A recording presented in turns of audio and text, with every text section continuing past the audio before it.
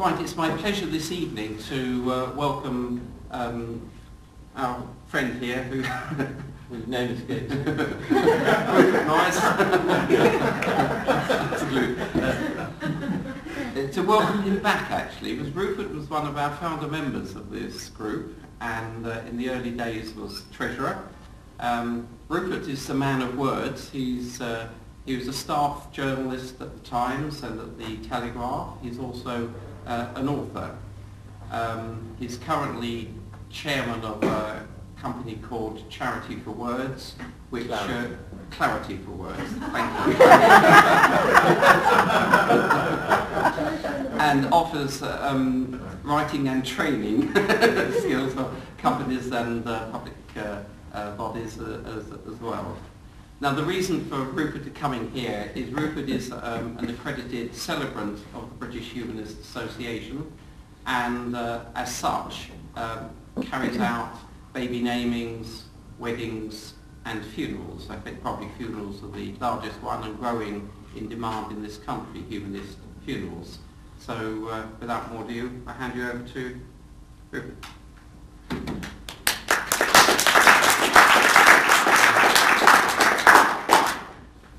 Thank you. Now, if anybody can't hear, do pipe up. I hope I can project reasonably well, but if I can't, we have a microphone.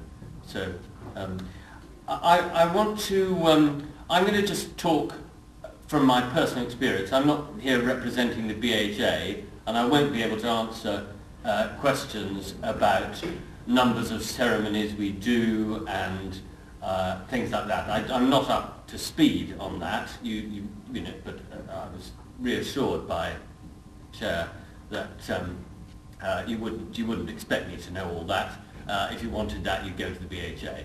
So I'm not representing the BHA. I'm going to give you some personal impressions and a sense, I hope, of what makes humanist ceremonies special, valuable to people, and why I do it, and therefore maybe one or two of you might be interested in the possibilities. I know that I have met one or two said they've toyed with the idea, but I'm certainly not trying to recruit. So can I just have a quick show of hands on, has anybody not been to a humanist ceremony at all? Quite a lot, quite a lot. Okay, another sort of quick show of hands. Who's been to a humanist funeral? Because those are the commonest. So quite a few of you have been to a humanist funeral. How many have been to a humanist wedding? Very few. And a humanist naming? Maybe naming. 2. Gosh, well, I thought it would be more. It's interesting because that was how I got into humanism. I just thought I was an atheist, and I discovered that I was a humanist when I went to a humanist wedding. And I think it's quite a lot of people's introduction to humanism. But I'm what my wife calls, and she's in the audience, a humanist vicar. And that's obviously a slightly satirical description. But we do have problems with terminology. When I started 10 years ago, the term was officiant, and I always hated that, and the funeral directors always called you the minister anyway, and I thought, well, that's what we do, we're ministering to people. I don't see why religion should claim all the ministers. So I was happy to be a minister. Now we seem to have moved towards celebrant. People use the term celebrant more often, although I think some of us feel a little uneasy about talking about, you know, I'm your celebrant when it's a funeral, particularly if it's kind of, you know, somebody young in very tragic circumstances. Celebrant doesn't seem like the right word. So we struggle with that terminology, and I'm going to come on to namings in a minute. Of course, we struggle with terminology for godparent, guide parent, or whatever. Anyway, I thought I'd start by saying, you know, what people outside humanism with no experience of it say, which is, you know, if you don't, I mean, they wonder what a humanist celebrant, officiant, vicar does. And so they say, well, if you don't believe in anything, what is there to celebrate? And the answer, of course, is everything, because for us, life is all the more precious because we only have one. And we believe that people are defined by their relationships with others and with the world around them, and that living well involves much more than the pursuit of pleasure. Our ethical convictions are as strong as anyone's, and these rites of passage matter every bit as deeply to us as they do to those who have a religious belief. For me, helping people to mark these emotional, sometimes traumatic, sometimes euphoric occasions is one of the most rewarding jobs there is. But you won't be surprised to hear that, because you're humanists. Now, I'm going to...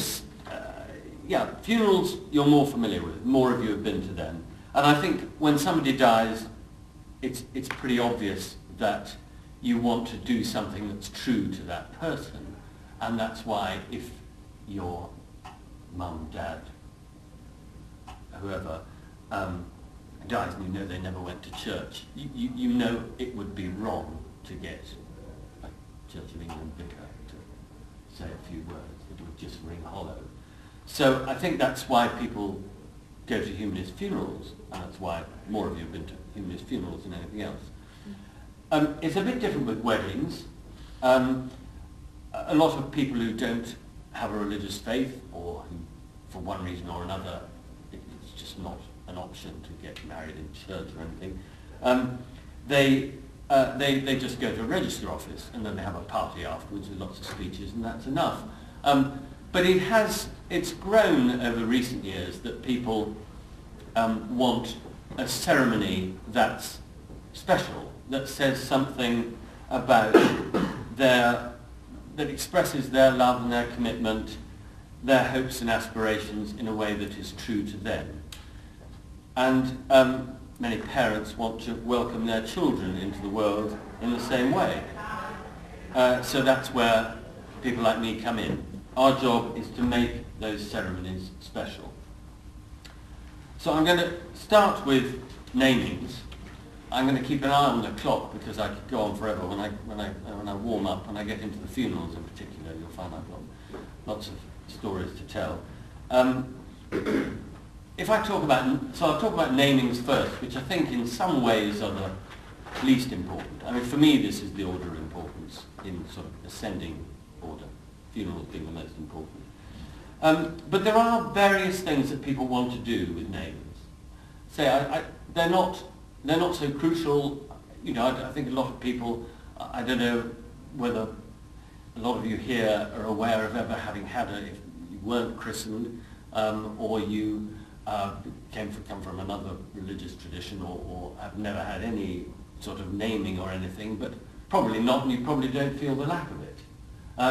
But a lot of young parents, particularly I think those who aren't married, want to do something to say, you know, this is a family, and we've started, and we're for real. This is not just some sort of spur-of-the-moment decision to have a child. And we want everybody to know that we're taking this seriously. So I'm going to take some extracts from a naming ceremony that I did a couple of years ago for a young couple called Tom and Varia. And what I say at the beginning is that this ceremony is about introducing Woody, that's what they called their son, I can't remember what his real name was. This is about introducing Woody into the world under the guidance and protection of his parents and of those who have promised to look out for him. And then I read a poem which I think I'll skip for the moment, but it's a nice poem by Dawna Markova about living a lived life.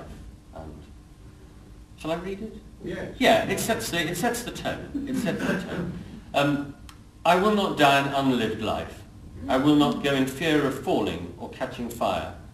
I choose to inhabit my days, to allow my living to open to me, to make me less afraid, more accessible, to loosen my heart until it becomes a wing, a torch, a promise.